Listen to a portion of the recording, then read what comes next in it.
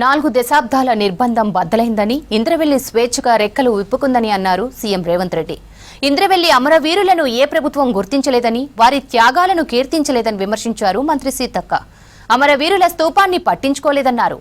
కాంగ్రెస్ సర్కార్ ఆదివాసీల త్యాగాన్ని గుండెలకు హత్తుకుందని, ఇంద్రవెల్లి స్తూపాన్ని అమరధామంగా మార్చిందన్నారు మంత్రి సీతక్క, ఆదివాసీ బిడ్డలు.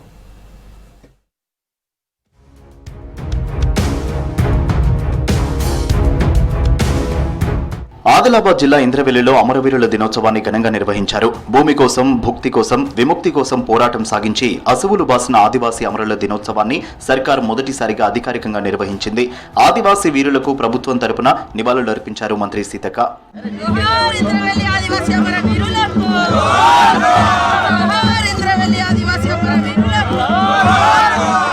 అమరుల త్యాగాలను కాంగ్రెస్ గుర్తించిందన్నారు మంత్రి సీతక్క.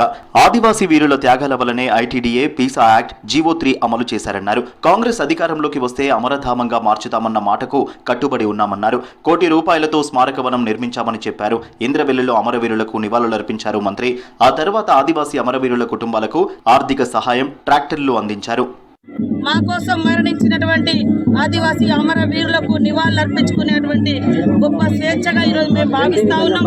ఆనాటి కాలంలో మరణించినటువంటి కుటుంబాలకు కూడా సీఎం రేవంత్ రెడ్డి గారు ఇచ్చిన మాట ప్రకారం ఇల్లు గానీ, ఇతర ట్రైకార్ లోన్లు గానీ, ఉద్యోగ ఉపాధి అవకాశాలు కల్పించడం జరుగుతూ ఉందని తెలియజేస్తూ, అమరవీరుల త్యాగాన్ని బీఆర్ఎస్ సర్కార్ గుర్తించలేదన్నారు మంత్రి సీతక్క. ప్రభుత్వం ఆధ్వర్యంలో అధికారికంగా ఏర్పాటు చేసిన ఇంద్రవెల్లి సభలో మాట్లాడిన సీతక్క గత ప్రభుత్వంపై తీవ్ర స్థాయిలో ఫైర్ అయ్యారు. 43 ఏళ్ల చరిత్రలో ఈ రోజు తమ సర్కార్ అధికారికంగా ఇంద్రవెల్లి అమరవీరులకు నివాళులర్పించినట్టు తెలిపారు.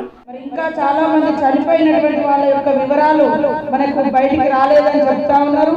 తొందరలోనే ఐటీడీఏ పీఓ ఆధ్వర్యంలో ఒక కమిటీ వేసి మరి అమరవీరులు ఆ రోజు జరిగినటువంటి సంఘటనలో ఇంకెవరెవరు చనిపోయినారు అటువంటి వివరాలను కూడా ఖచ్చితంగా బయటికి తీద్దాం, వారికి కూడా న్యాయం చేస్తామని తెలియజేస్తూ, అమరవీరుల కుటుంబాలను సర్కార్ అన్ని విధాలా ఆదుకోవాలన్నారు ఎమ్మెల్యే బొజ్జు పటేల్. బీఆర్ఎస్ సర్కార్ ఆదివాసీ వీరుల కుటుంబాలను పట్టించుకోలేదని చెప్పారు. తాము స్మారకవనం నిర్మించి ఆదివాసీ వీరుల చరిత్రను ప్రపంచానికి చాటుతున్నామన్నారు. కొట్లాడి తెచ్చుకున్న తెలంగాణ రాష్ట్రంలో కూడా ఎవరు కూడా 10 సంవత్సరాలు ఇటువైపు కన్నెత్తి కూడా చూడని పరిస్థితి మనం చూసాం. కానీ ఆ రోజులు పీసీ సోదరుడు గౌరవ ముఖ్యమంత్రి రేవంత్ రెడ్డి గారు ఆ రోజులు తప్పు జరిగింది కావచ్చు, ఆ తప్పు జరిగిన మేము క్షమాపణ కోరుతున్నాం.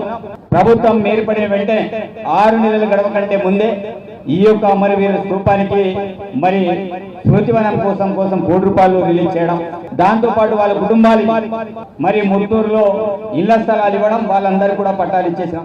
అమరవీరులు కొందరు మిస్ అయ్యారని, ఆ కుటుంబాలను అమరవీరులుగా గుర్తించాలని మంత్రి సీతక్కను కోరారు. ఆదివాసీలు ఇన్నేళ్లకు ఈ కార్యక్రమాన్ని అధికారికంగా చేయడం గర్వకారణమన్నారు. తమ కుటుంబాల్లో ఒకరికి ఉద్యోగం ఇవ్వాలని కోరారు. ఉంది సర్కార్ నాకు ಮ್ಯಾಕ್ ಸೀತಾತೆ ಹಿಂದಕೊಂಡೆ ನಾಕುನು ಉಂಡೆ ರೋನ್ ದೋಚಿ ಸಿಯನ ಸರ್ಕಾರ ಇಂಜೆಗೆ ನಾವು ಕೋರಿಕಾಗಂತ ಉಂಡೆ ಸೀತೆರೆ ಅಂತಲ್ಲ ಅಂತಂಗೆ ಉಂಡೆಕಿರೆ ನಾವು ಅವ್ರು ಕಾಂಡಿ ಸಾಡ ಕರೆಸಿ ಮಂತೋರ್ತೆ ನಾಕು ನಾವು ಕರೆಸಿ ಏನೇಜರ್ ನಾವೇ ಇಚ್ಚೋರೆ ಮಂತ ವಿನಂತಿ ಇತಕ್ಕೆ ಮಾವರು ಬಾವಲಸ್ಕೆ ಹೀಗೆ ಪಿಟುಬೊಂಗ್ರ ಮಂಜಿ ಜಂಗ್ನಗ ಸಾತೋರು ಇಂಜೇರು ಇದಕ್ಕೆ మాకు వారస్ కాండి రేంజర్ చేయవలాత పోయుడికి ట్రాక్టర్ ఇచ్చినారు, ఒక ఇల్లు, ఒక పట్ట ఇల్లు జాగా. 4 దశాబ్దాల నిర్బంధం బద్దలైంది. ఇంద్రవెల్లి స్వేచ్ఛగా రెక్కలు విప్పుకుంది. నాకు అండదండగా నిలిచిన ఆదివాసీ అన్నల కోసం అధికారికంగా అమరవీరుల దినోత్సవాన్ని జరుపుతున్నామంటూ ఎక్స్లో పోస్ట్ చేశారు సీఎం రేవంత్. పీసీసీ చీఫ్గా ఎన్నికల ప్రచారాన్ని ఇంద్రవెల్లి నుంచి ప్రారంభించిన రేవంత్ తాము అధికారంలోకి వస్తే ఇంద్రవెల్లి అమరుల దినోత్సవాన్ని అధికారికంగా నిర్వహిస్తామని హామీ ఇచ్చారు.